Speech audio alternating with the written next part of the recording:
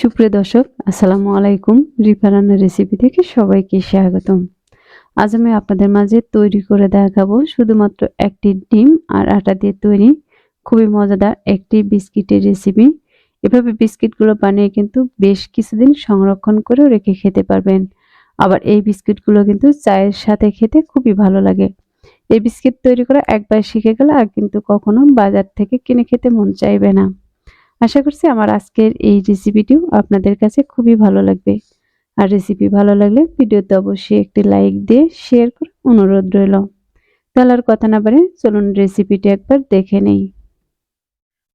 এই বিস্কিটগুলো বানানোর জন্য দিয়ে দিচ্ছি 2 টেবিল চামচ পরিমাণে চিনি আর তার সাথে দিয়ে দিচ্ছি আমি একটি ডিম।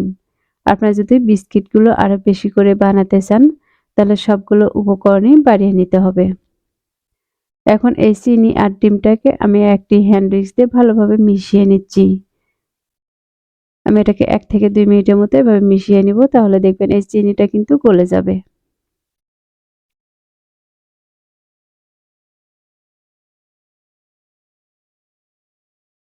আমার এই ডিম আর চিনিটা কিন্তু খুব ভালোভাবে মিশিয়ে নেওয়া হয়ে গেছে। এরপরে চিনিটা কিন্তু গলে গেছে। এখন এর মাঝে দিয়ে দিচ্ছি আমি 2 টেবিল চামচ পরিমাণে রান্নার তেল। এবার এই তেলটাকেও আমি ভালোভাবে মিশিয়ে নিব।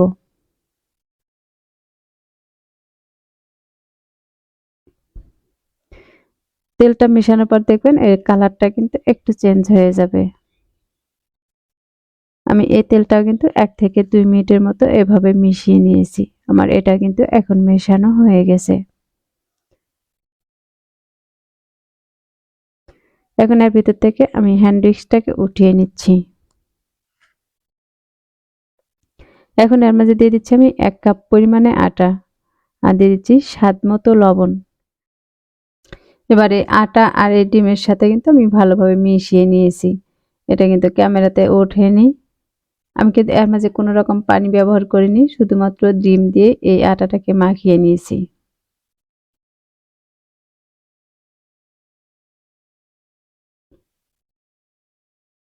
আপনারা চাইলে কিন্তু এই বিস্কিটের সাথে গুঁড়ো দুধটাও দিতে পারেন, তাহলে কিন্তু এর টেস্টটা আরো অনেক বেশি বেড়ে যাবে। এভাবে বানালেও কিন্তু এগুলো খেতে খুবই ভালো লাগবে। আমি এটা মাখিয়ে একটু ডোয়ের মতো বানিয়ে নিয়েছি। এখন এটাকে আমি বোর্ডে নিয়ে নিব।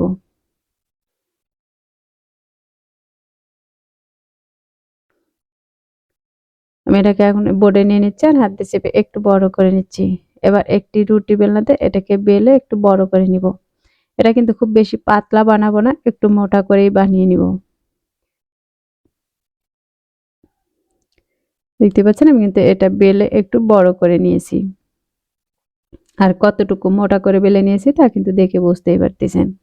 বিস্কিটগুলো কিন্তু একটু মোটা করে বানালেই খেতে ভালো লাগে। এবার সাইডের অসমান অংশটাকে কেটে সমান করে নিচ্ছি।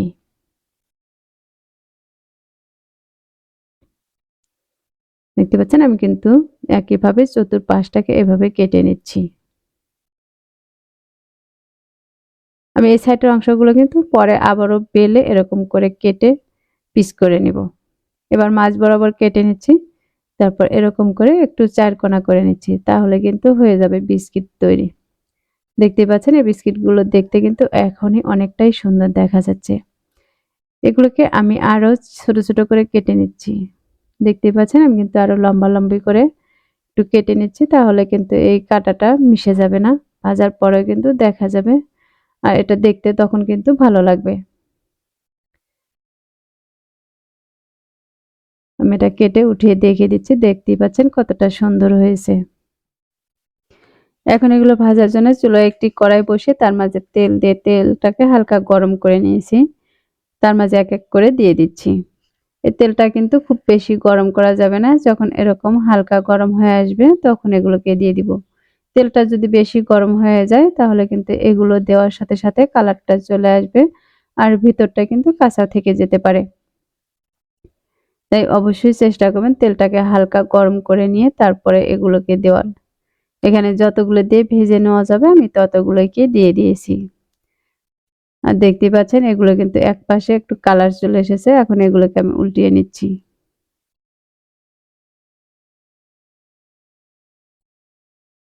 আমি এগুলো কিন্তু বেশ কিছুক্ষণ নেড়েচেড়ে উল্টিয়ে পাল্টিয়ে ভেজে নিব। আর দুপাশে কিন্তু একটু কড়া লাল করে ভেজে নিব, তাহলে কিন্তু এগুলো খুবই মুচমুচে হবে।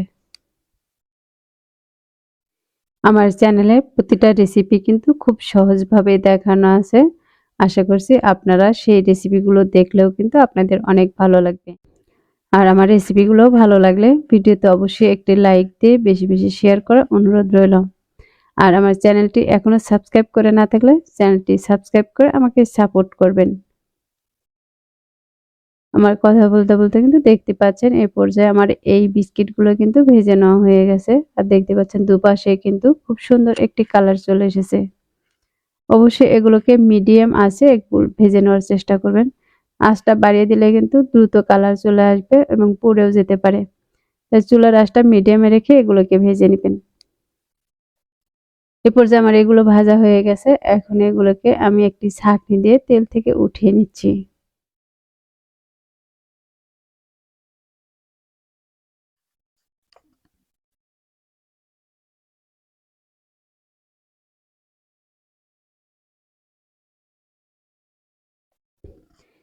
এগুলো ওঠানোর পর দেখে কিন্তু বুঝতেই পারতেছেন, মাশাআল্লাহ এই বিস্কিটগুলো কিন্তু খুবই সুন্দর হয়েছে।